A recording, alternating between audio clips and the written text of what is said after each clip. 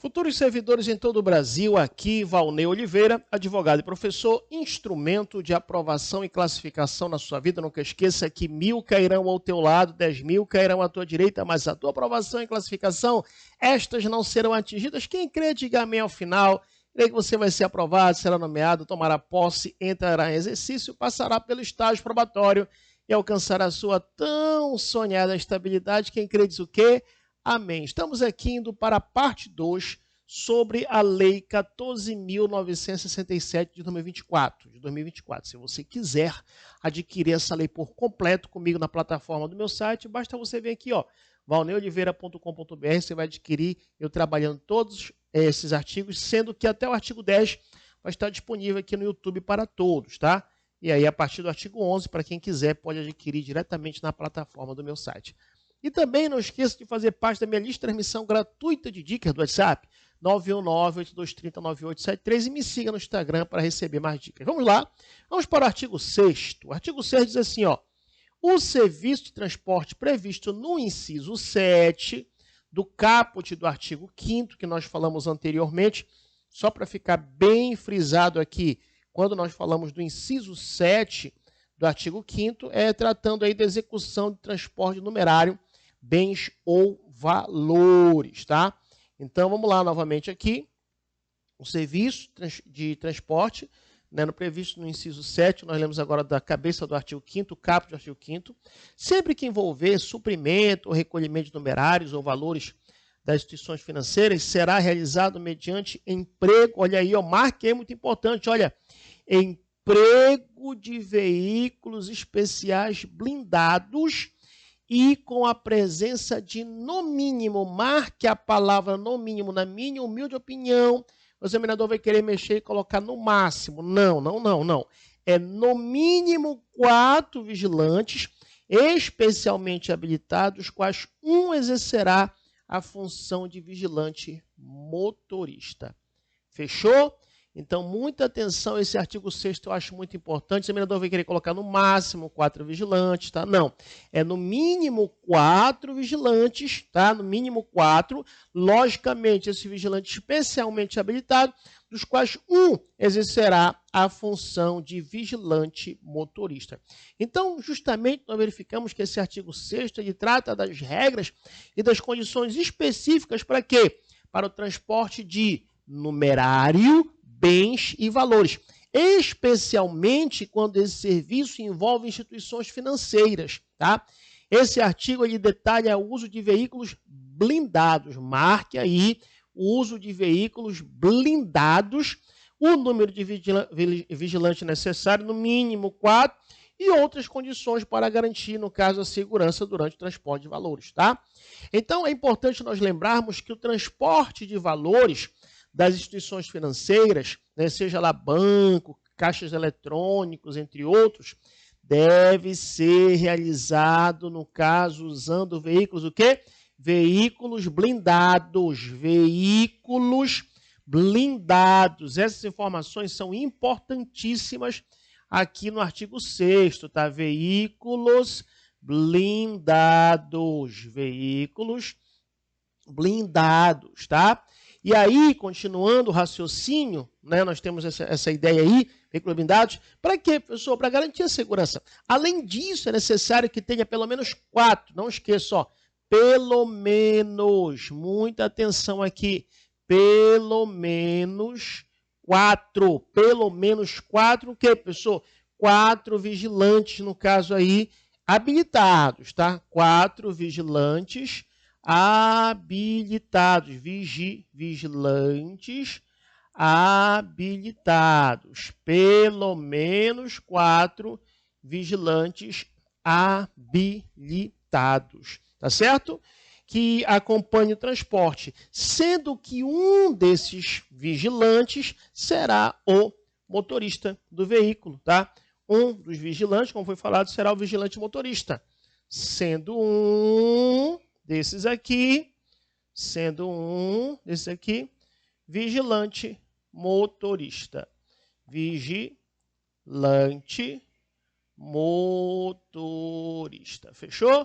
Esse tópico eu acho bem importante e possivelmente poderá ser cobrado na sua prova. Professor, dê um exemplo rápido para a gente? Tá, vamos lá. Quando uma empresa de segurança, ela realiza o transporte de dinheiro de um banco, por exemplo, para um caixa eletrônico, tá?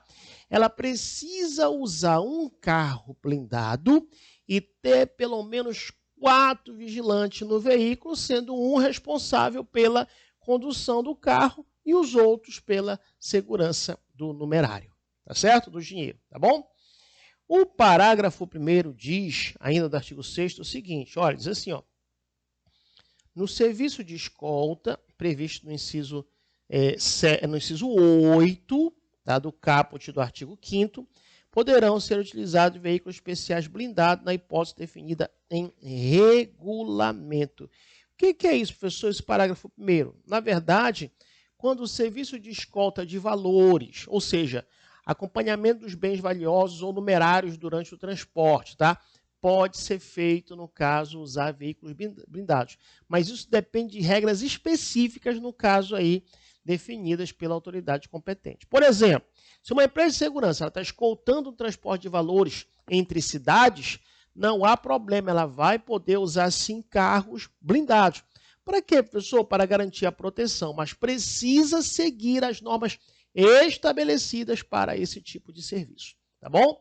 O parágrafo 2º traz a seguinte redação, olha só, diz assim, além dos serviços correlatos estabelecidos em regulamento, as empresas autorizadas a prestar os serviços de transporte de numerário, bens ou valores poderão, 1. Transportar chave de cofre, documento, malote e outros bens de interesse do contratante.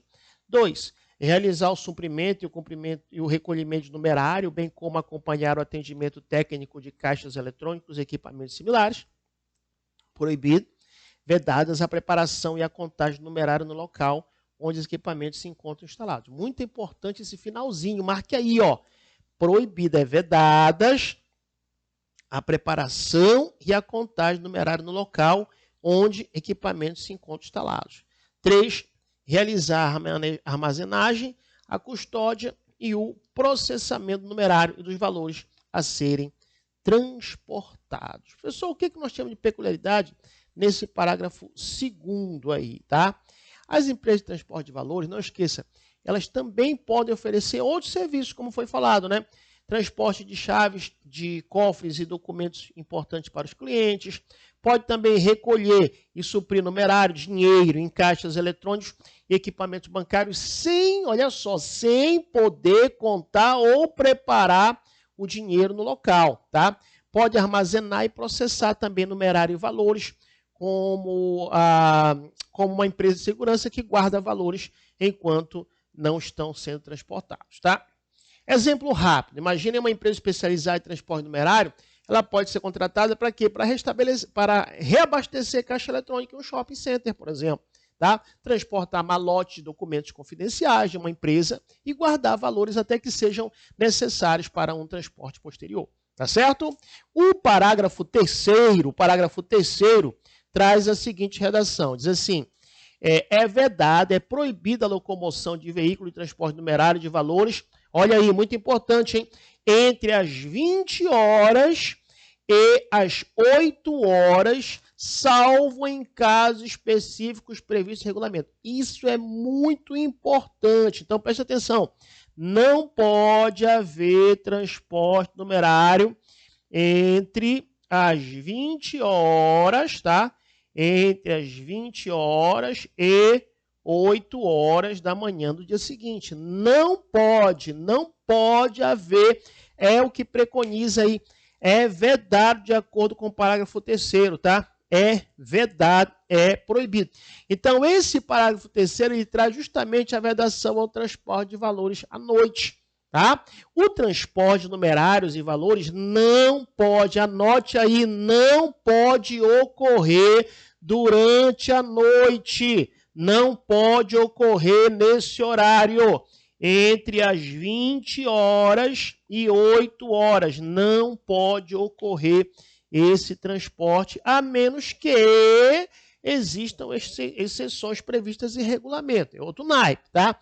Então, exemplo rápido. Imagina uma empresa de segurança, ela não pode fazer transporte de dinheiro de um banco para o caixa eletrônico à noite, ou seja, a partir das 20 horas, entre 20 horas e 8 horas da manhã, a não ser que tenha uma autorização específica para isso, tá?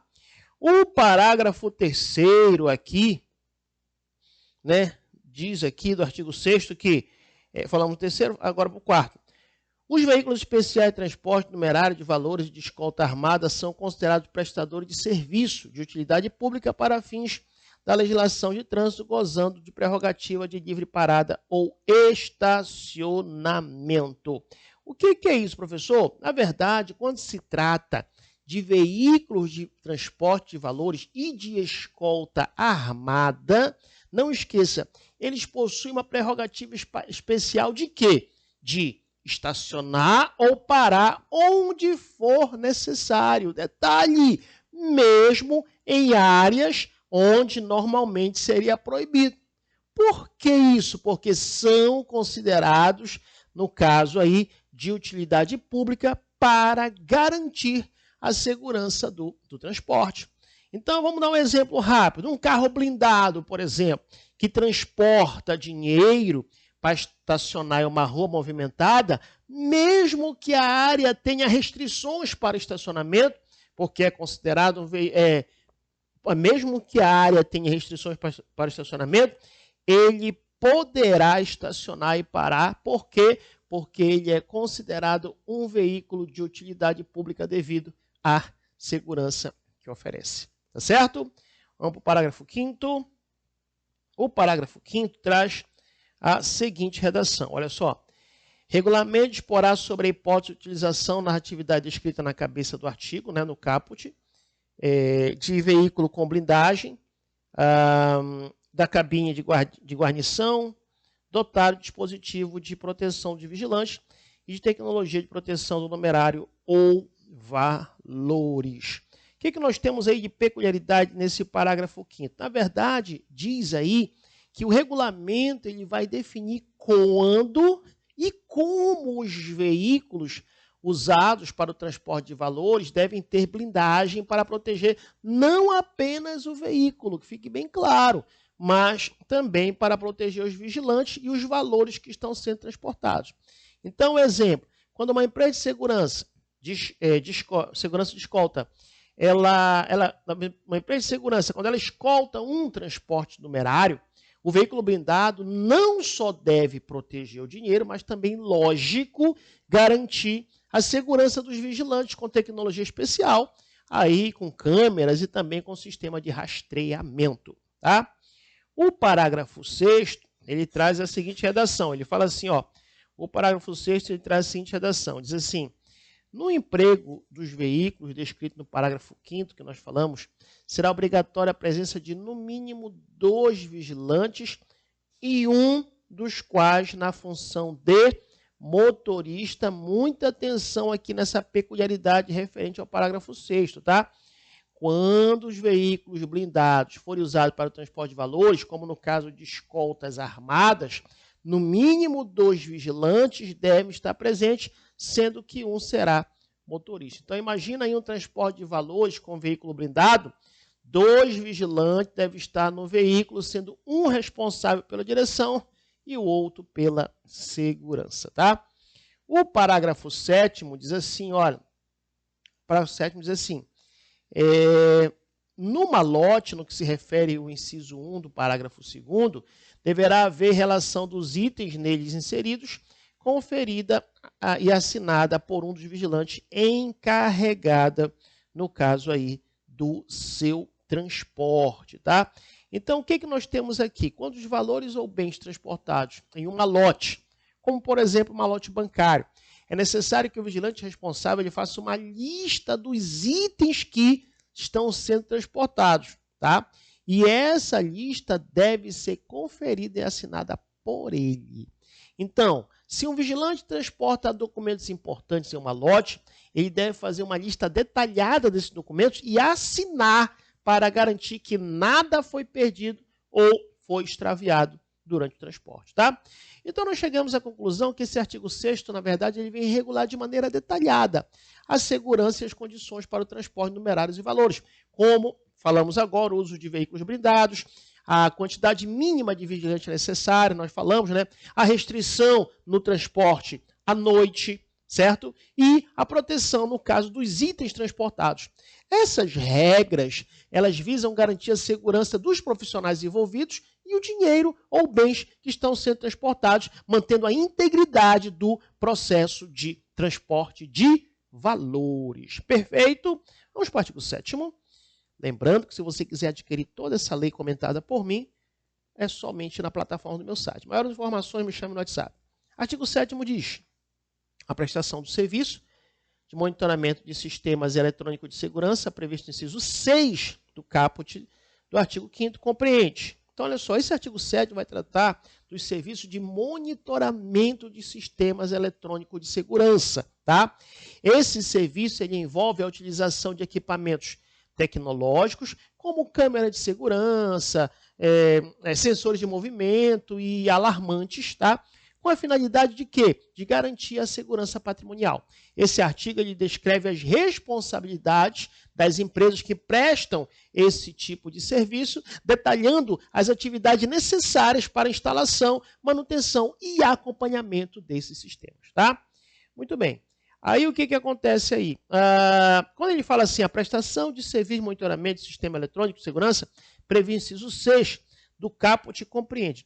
Esse trecho ele diz que as empresas que fornecem monitoramento eletrônico de segurança têm uma série de responsabilidades e atividades a realizar para garantir que o sistema esteja funcionando corretamente, tá? As atividades descritas no inciso 1, 2 e 3 devem ser seguidas pela empresa de segurança privada. Olha o inciso 1. Elaboração de projeto que integre equipamentos eletrônicos utilizados em serviço de segurança privada. A empresa responsável pelo monitoramento de segurança, ela deve criar um projeto detalhado de como os equipamentos eletrônicos serão integrados para garantir a segurança do local. Esse projeto ele envolve, no caso, o planejamento de onde os equipamentos, seja câmeras, alarmes, sensores serão instalados, de modo a cobrir toda a área necessária para o monitoramento. Vou dar um exemplo aqui rápido. Suponhamos que uma empresa de segurança foi contratada para monitorar uma loja de varejo, tá? Antes de instalar as câmeras, ela deve elaborar um projeto para decidir onde as câmeras e os sensores serão colocados, como será a integração entre elas e como elas enviarão os sinais para a central de monitoramento. Esse planejamento deve ser feito de acordo com as necessidades específicas desta loja, no meu exemplo de varejo, tá? Inciso 2. A locação, a comercialização, a instalação e a manutenção dos equipamentos referidos no inciso 1, tá? O que é isso, professor? Esse inciso ele detalha as responsabilidades da empresa de segurança privada sobre os equipamentos utilizados no monitoramento. A empresa ela pode locar, alugar, pode vender, pode instalar, pode manter os equipamentos como câmeras, alarmes e sensores. Ela também, a empresa, ela deve garantir que os equipamentos sejam instalados de forma o quê? Adequada e funcionando corretamente ao longo do tempo. Exemplo rápido, imagina aí a mesma loja de varejo que nós falamos anteriormente, a empresa de segurança pode ser responsável por alugar câmeras para a loja, uma vez, ou talvez vendê-las, se for o caso, instalar esse equipamento e também fazer a manutenção periódica para garantir que as câmeras estejam sempre em funcionamento com boa qualidade de imagem e também de transmissão, tá? Inciso 3. A assistência técnica para suporte à utilização dos equipamentos eletrônicos de segurança e a inspeção técnica deles. O que é isso, professor? A empresa também deve oferecer assistência técnica. Para quê? para ajudar o cliente a usar os equipamentos corretamente e a garantir que, em caso de falha ou problema, o cliente ele tem o suporte necessário.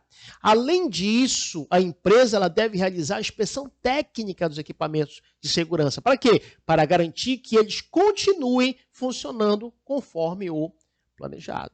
Vou dar um exemplo aqui rápido. Imagina caso, aí, em que uma loja, a loja que nós falamos anteriormente, ela tem um problema com uma câmera de segurança. Uma câmera de segurança, por exemplo, como falhas de transmissão da imagem. Tá? A empresa contratada para o monitoramento deve fornecer assistência técnica para resolver o problema. Além disso, ela precisa realizar inspeções periódicas nas câmeras e sistema de alarme para garantir que tudo esteja funcionando corretamente. Tá? O parágrafo 1º diz que a inspeção técnica referida no inciso 3 da cabeça do artigo consiste no deslocamento profissional desarmado. Muito importante, marque aí. O deslocamento profissional desarmado ao local de origem do sinal enviado pelo sistema eletrônico de segurança para a verificação, registro e comunicação do evento à central de monitoramento. O que é isso, professor?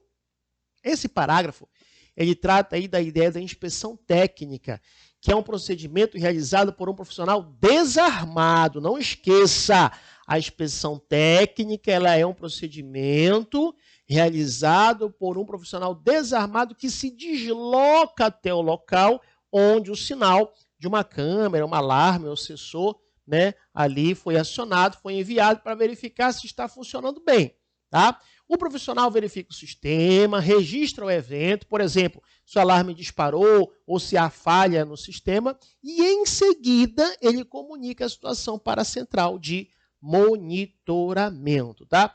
Vou dar um exemplo. Suponha que o alarme de uma loja seja acionado. A central de monitoramento recebe o sinal e envia um técnico desarmado, quero deixar bem claro, um técnico desarmado, para verificar o que aconteceu. O técnico ele vai inspecionar o sistema, vê que o alarme foi disparado devido a uma falha no sensor, por exemplo, registra o ocorrido e informa a central sobre o problema, tá? Sobre o problema. Aí a central, então, toma as devidas providências. Fechou? Então, nós concluímos que esse artigo 7º ele descreve as várias responsabilidades das empresas no que se refere ao monitoramento de sistema eletrônico de segurança, que inclui a elaboração de projetos, inclui a alocação, a instalação e manutenção de equipamentos, além de assistência técnica e inspeção técnica dos sistemas. Tá? A inspeção técnica ela é um passo, na verdade, importante para garantir o bom funcionamento do sistema e a comunicação com a central de monitoramento em caso de problemas. Tá? Então, esse artigo, na verdade, essas atividades, elas são essenciais para quê? Para garantir que o sistema de segurança, que pode incluir câmeras de vigilância, sensores de movimento e alarmantes, funcione corretamente e proporcione uma proteção efetiva para o local monitorado. O parágrafo 2º foi vetado. Vamos para o artigo 8º.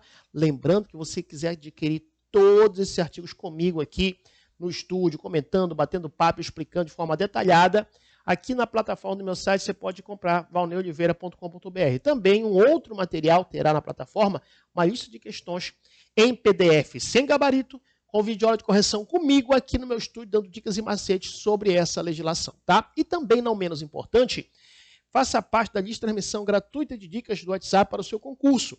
E me siga no Instagram para receber mais dicas, _Valnei Oliveira. Nosso compromisso aqui com você até o artigo 10º. A partir do 11º, quem quiser estará comigo lá na plataforma. Tá? Vamos lá, o artigo 8º. O artigo 8º, ele traz a seguinte redação. A empresa de serviço de segurança privada, contratada para prestação de serviços, olha só, muito importante, nos eventos que por sua magnitude e por sua complexidade mereçam planejamento específico e detalhado, definidos em regulamento, deverá apresentar previamente projeto de segurança à autoridade local competente. Professor, o que é isso? Na verdade, esse artigo 8º, ele trata de quê? ele trata da obrigação das empresas de segurança privada de elaborar e submeter um projeto de segurança para eventos grandes ou complexos, tá?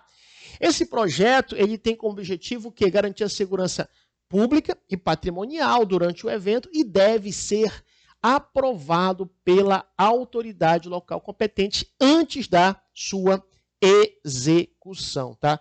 Antes da sua execução. Então, recapitulando, quando uma empresa de segurança privada, ela for contratada para prestar serviço de segurança em eventos grandes ou complexos, ela deve, não ela pode, ela deve apresentar um projeto detalhado de segurança para a autoridade competente, como, por exemplo, a polícia local ou a prefeitura, dependendo.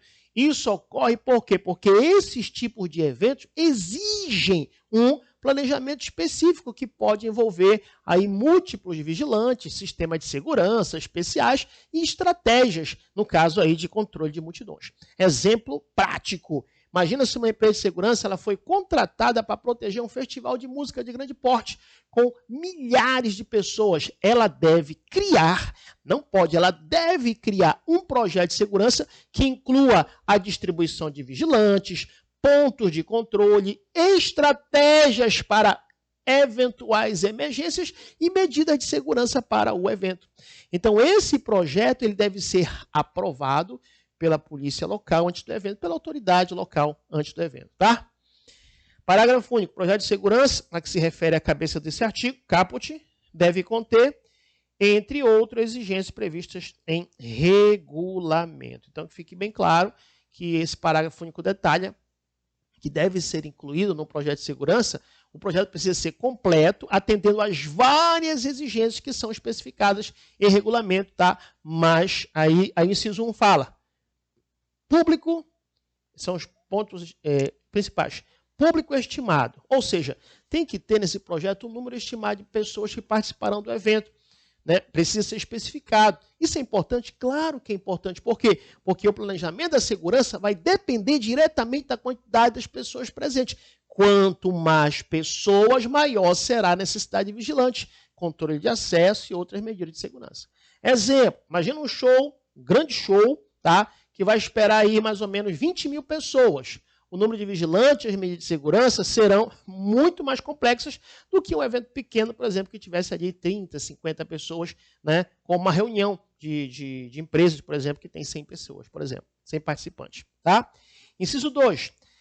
Descrição da quantidade à disposição dos vigilantes conforme peculiaridades do evento. O que é isso, professor?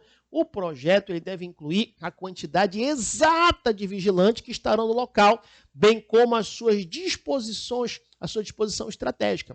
Isso envolve o que? Envolve definir onde cada vigilante ficará posicionado durante o evento. Com base no quê, professor? Com base nas características do local e nas necessidades específicas do evento, tá?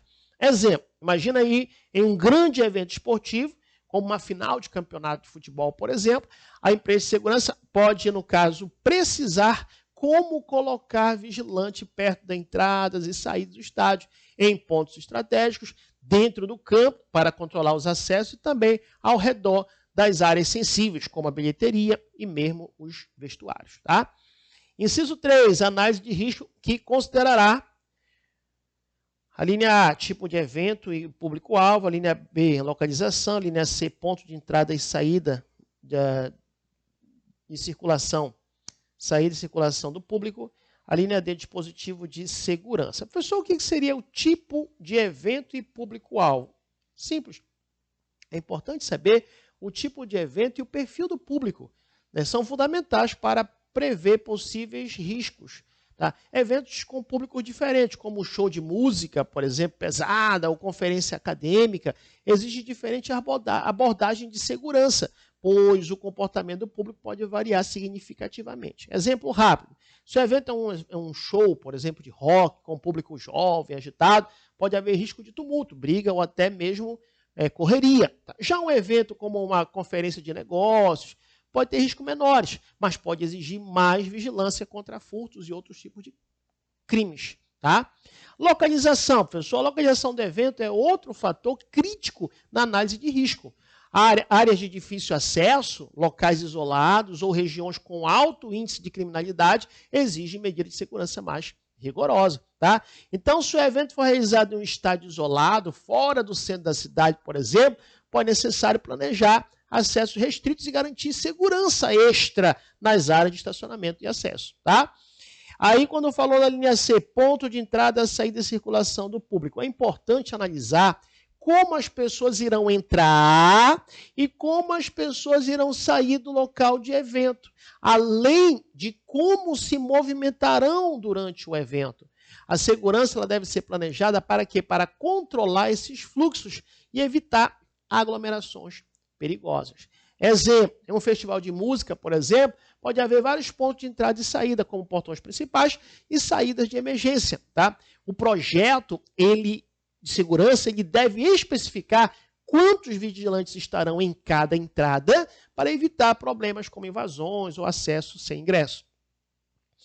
A linha D, dispositivo de segurança existente. O projeto, na verdade, ele deve considerar quais dispositivos de segurança já estão disponíveis no local, tais como câmera de segurança, detector de metais, cercas elétricas, etc. Por quê? Porque esses dispositivos podem ser usados para auxiliar na vigilância. Um exemplo, imagina um show, em um estádio, pode haver câmera de segurança e portões com detectores de metais. Então, o projeto de segurança precisa identificar esses dispositivos e integrá-los com as estratégias de vigilância, como vigilantes em pontos estratégicos para complementar a segurança. Tá? Então, nós concluímos que esse artigo 8º e o parágrafo único, eles detalham o quê? As obrigações de empresa de segurança privada ao prestarem serviços em eventos grandes e complexos. Tá? A empresa ela deve apresentar um projeto de segurança para a autoridade competente que inclui informações sobre o público estimado, a quantidade e a disposição dos vigilantes e uma análise de risco detalhada, considerando o tipo de evento, considerando a localização, considerando os pontos de entrada e os pontos de saída e também considerando o dispositivo de segurança já existentes. Esses passos, eles são essenciais para garantir a segurança pública e prevenir incidentes durante o evento. Fechou? Vamos para o artigo 9º. O artigo 9º diz assim, nos eventos realizados em estádios, ginásios e locais similares, poderá ser utilizado o serviço de segurança privada em complemento e com integração à atividade dos órgãos de segurança pública. O que é isso, professor? Esse artigo 9º ele trata da prestação de serviço de segurança privada em eventos realizados em estádios, ginásios e locais similares. Ele destaca que a segurança privada pode ser utilizada, mas sempre em complemento e integração com o trabalho dos órgãos de segurança pública, como, por exemplo, a polícia. Tá? Então, é importante nós entendermos que esse artigo ele fala que quando houver evento em locais como estádio ou ginásio, por exemplo, jogo de futebol, shows ou competições esportivas, as seguranças privadas podem ser contratados. Segurança privada pode ser contratada. No entanto, essa segurança privada, não esqueça, ela não deve atuar de forma isolada, ela deve complementar o trabalho das autoridades públicas, como a polícia, e integrar-se no planejamento geral, no caso aí de segurança do evento, tá? Então, vamos imaginar um jogo de futebol importante, tá? Um estádio lotado, há uma concentração grande de torcedores. Nesse tipo de evento, a segurança é crucial para quê? Para garantir que tudo aconteça de forma tranquila.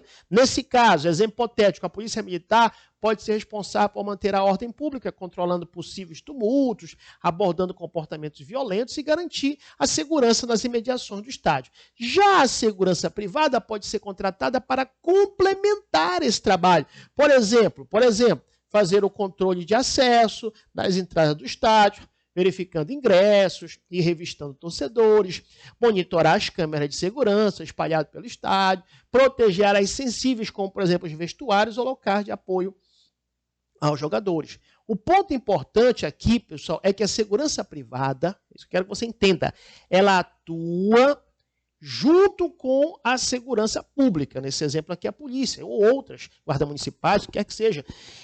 e não substitui a atuação dos órgãos públicos, tá? A coordenação entre as duas partes é fundamental para o bom andamento do evento. Então, nós chegamos à conclusão que esse artigo 9º, ele reconhece a importância da segurança privada em eventos grandes, como realizados em estádios e ginásios, mas deixa claro que esse serviço deve ser complementar e integrado ao trabalho de segurança pública.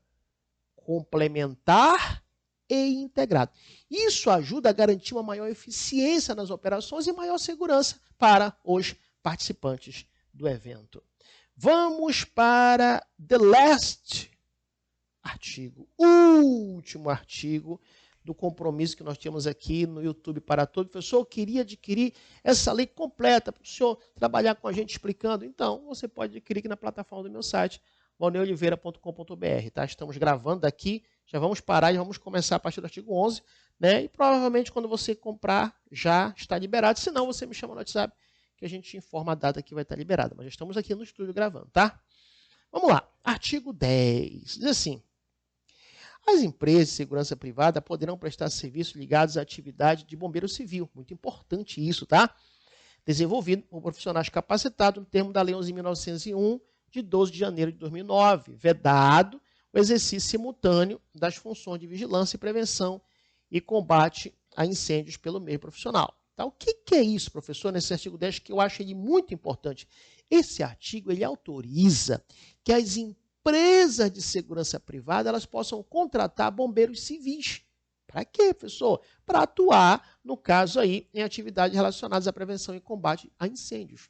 Esses bombeiros devem ser profissionais capacitados, conforme estabelecido pela Lei 11.901/2009, que regula a profissão de bombeiro civil, tá? No entanto, é muito importante você entender isso, que esse artigo ele proíbe que o mesmo profissional exerça ao mesmo tempo, simultaneamente, as funções de vigilância, como segurança, e prevenção e combate a incêndios. Não pode. Ou seja, um vigilante não pode também ser responsável por apagar incêndio ou evacuar o público em caso de emergência. Tá? Exemplo rápido. Imaginemos que uma empresa de segurança privada seja contratada para garantir a segurança de um evento em um grande centro de convenções. Tá?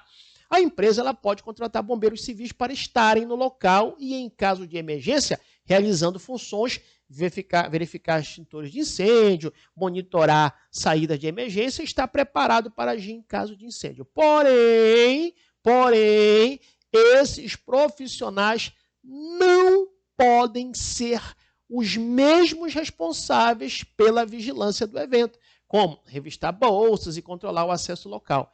Eles têm funções separadas, tá? Parágrafo único do artigo 10 diz que o integrante do Corpo de Bombeiro Militar, dos Estados, do Distrito Federal, quando na inatividade, será considerado habilitado a exercer a atividade de bombeiro civil, respeitados os requisitos estabelecidos na Lei 11.901 de 2009, de modo especial, o contido em seu artigo 4º quanto às classificações das funções de bombeiro civil. O que é isso, professor? Aqui é uma coisa interessante. Aqui ele fala, basicamente, nesse parágrafo único, ele esclarece que um bombeiro militar, seja aí do Estado ou do Distrito Federal, que esteja na inatividade, aposentado ou afastado do serviço ativo, ele pode exercer a função de bombeiro civil desde que cumpra os requisitos da Lei 11.901/2009. Tá? Esses requisitos envolvem o quê, professor? A capacitação específica e o cumprimento das classificações de funções de bombeiro civil previstas na lei, como, por exemplo, o tipo de serviço que ele pode prestar em função da sua experiência e sua formação. Tá? Bora por exemplo prático aqui.